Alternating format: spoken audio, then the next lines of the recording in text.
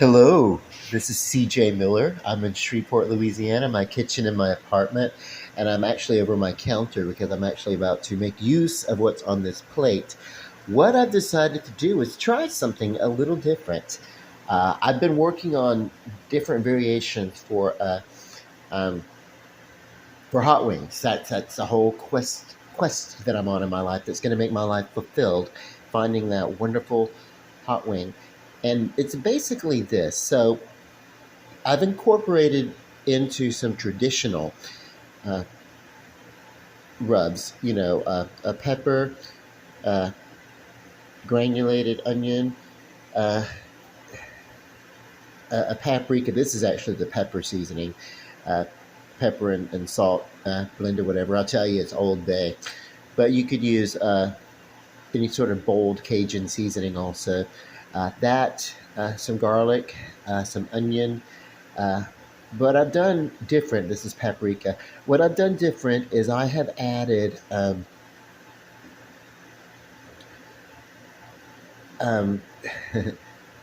hold up. Hello, this is CJ Miller, and I am at the counter in my kitchen, and I am staring down over uh, a little saucer of seasonings, dried seasonings. I've got some paprika. I've got some uh, red pepper. With paprika, chili powder. Well, let me start from the beginning. Uh, what I did different to the traditional thing that I just played around with and I did a few days ago, was I decided to. Well, it was actually a couple of weeks ago, actually, to be honest. Hey, this is C.J. Miller. I'm in my kitchen in Shreveport, Louisiana. Come see us in Northwest Louisiana, Shreveport, Bossier, and surrounding areas. We'd love to see you. What I have on this saucer is some paprika, uh, some granulated uh, garlic. You could use powder. I've got This is Old Bay seasoning here. This is granulated. This is onion powder. Okay, and these are kind of traditional. You want to do like a black pepper and some salt and red pepper. These things kind of come together in the Old Bay. There's a little bit of celery seasoning here and stuff like that too, which is kind of traditional for the chicken wing that I'm working for. What I decided to do was add uh, a half a portion of uh, poultry seasoning blend, just one that I use, not a very fancy one. And then, of course, a few weeks ago, I decided let me try to add some chili powder to get a little cohesiveness to all these flavors. And I put them on the chicken, and then I breaded the chicken, and it was good. It came out pretty close to what I want. Now I have a pecan breaded chicken wing. It's actually a uh, I don't know how they get the pecan flavor in there, but it's there. But it's a breaded chicken wing. It's not unlike a fried chicken. Uh, it actually kind of tastes like a fried chicken that was maybe fried in really really stout peanut oil. So maybe they fry it in a nut oil that has like pecan in it or whatever. But yeah, so it's kind of good. It almost the breading on if it were a little bit sweeter, you almost could get like a chicken and waffle essence out of it, a little chicken and waffle essence. Um, just a second, I'll show you the package. It was 1 microsecond for you, and for me, probably about 6 or 7 seconds, whatever. Anyway, so I love this pecan smoked flavored chicken wings. Uh, so yeah, so somehow they get the flavors right on this, but it's not the blazing wing flavor that I like. So I'm thinking, as I have some going in the oven that's about to come out, that I'm going to take these seasonings and I'm going to uh, dry shake it on here, and when it's almost done, and it is done, it's ready for me to put on there. And then for the last 5, 6, 7 minutes, I'm going to bake it with those herbs on it and kind of let that get a little clingy to it because, you know, uh, let it get a little smacking uh, to the lips. Okay, so I'm excited about that. Um, but now the wars of the chicken, the war of the chickens. We have some major processing plants uh, that pretty much process and push out the product to most of the country, and uh, probably elsewhere. Probably does a lot of um, trading. With other countries. What do you call that? Exporting. Yeah, that's it. Probably. But certainly to the U.S. And but so this is one of these things. This after the Blazing Wing loss that I noticed started out being maybe around 10, 12 dollars, give or take, whatever. Actually, it started out being $9 and some tax, whatever, for and then gradually they decreased the weight in the bag, and then the price over the course of a few years, and this was before COVID, really, really, really creeped up. So that every time I thought about, am I going to buy this or am I not going to buy this? I don't know. I mean, I started, as much as I loved it, I started to debate whether it was worth buying it. And then all of a sudden they stopped making them and they shot up for 3 pounds. They shot up to $30 per 3 pounds. Well, so that was the blazing wings, but I just showed you the pecan smoked wings. Uh, and so they started out being uh, at a moderate price. And then um, they gradually creeped up. Um, and so just last week I bought some and they were nearly $14 a bag uh, from the Walmart that I typically shop from. And actually, they didn't have any at that price, they were gone. But we got some today, or I went and I got some today, and the same bag that they were charging $14 for, now regular price under $8, $7.98, so give or take. Uh, and yeah, I was like, uh, I'm wondering because I know that there's been a deal among the chicken factories, and they're all of them. They're all those processing plants and the products and everything. They're in trouble and they're having to pay hefty fines to the government as we speak uh, for price fixing. And to me, in my mind, that's the same as racketeering. Uh, Price fixing maybe is a polite way of saying racketeering when between legitimate companies instead of like a mob crime boss or something like that. Whatever. It's terrible that they do that, um, but hopefully, if they'll get called out on that, and now the cola companies need to get called out on that too. PepsiCo and Coca-Cola both do that price fix, and they get busted every once in a while. They get the crackdown, and they've got to start playing fair uh, in a free enterprise. And yeah, uh, I mean, and we're getting our social media companies. They're having to do that too. I'm all for everybody making all the money that they can make. If they're ambitious, go for it. Do what you got to do. But play fair in business. Don't conspire uh, with one or two of your partners to drown everybody out, um, and create between two or three companies uh, a small network, not quite a monopoly, but nobody can play fair. I don't know. That's I'm not saying everybody's got to be nursemaided or anything like that in the corporate world, but when you have companies conspiring to fix the price of services and goods way beyond so that you can screw people over, um, that's unfair. That's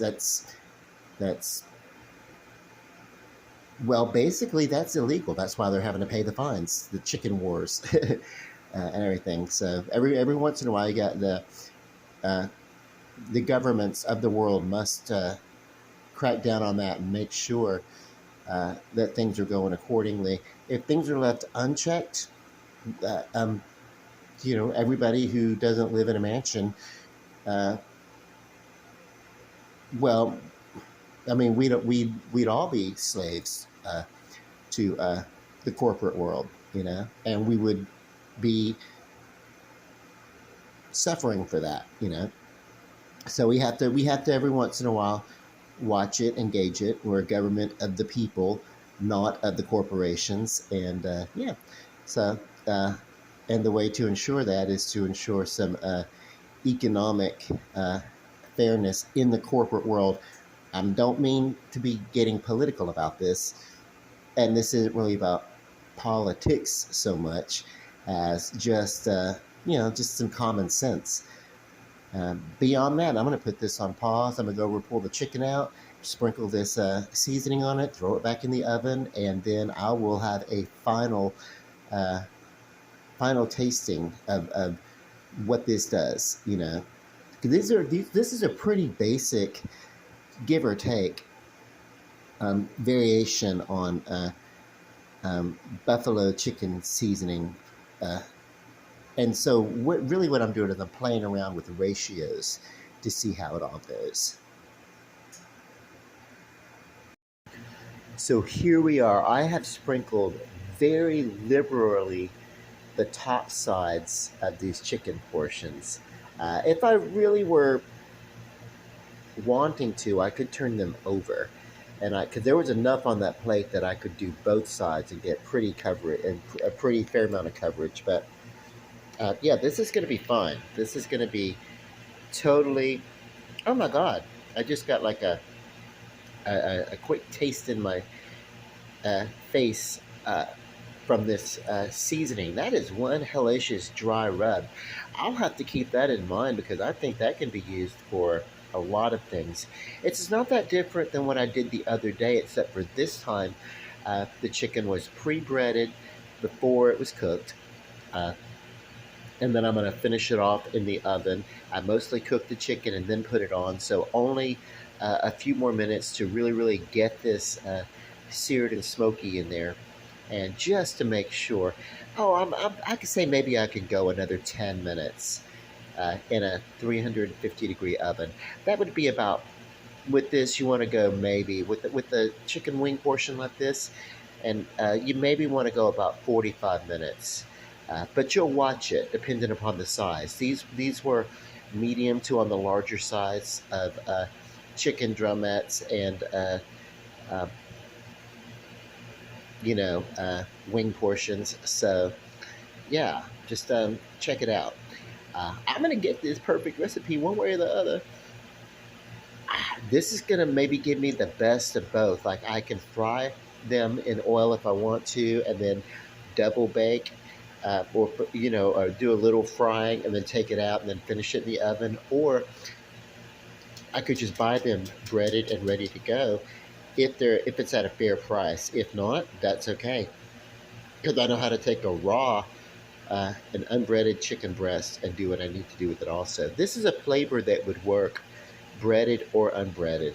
Um, I just tasted the seasoning. Yes, I know I went a little heavy with it. I like it that way. And this way, if I want to use a dip, this seasoning will hold up into the dip that I would want to use. Uh, okay, so let me throw this in the oven for about another 10 minutes and then we'll do a taste test. Okay, so we're here and I have taken just one of the wings out of the pan and put on a saucer to taste it. And I've let it cool for a bit. We're going to try it out now. Um, hold on. Yeah. Actually, it's a little underdone. I should have stuck it and checked it first. The flavor of this is pretty damn awesome.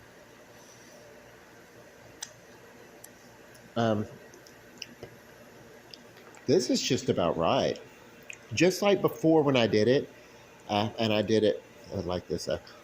When I did the chicken uh, breast, and I did a very similar breading, but it was a Bisquick breading. The flavor. This is pretty good. What could I do? Hmm. If I need to do a little something now, I could. Um, Hold on one second. Let me think about this. There's the garlic.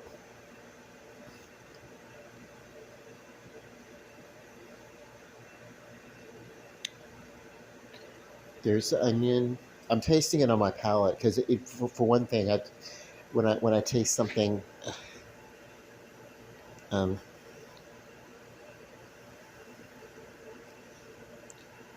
I even get that hint of celery from the.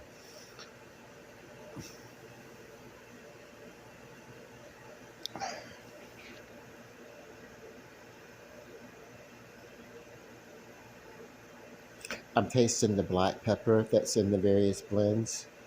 Um, what is it that it could use? Um, I don't know. I think this is a really good.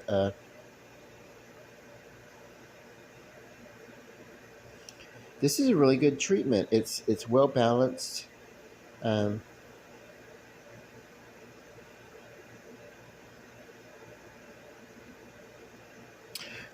the only thing I would do, and I don't do this because I am working a primarily a ketogenic diet.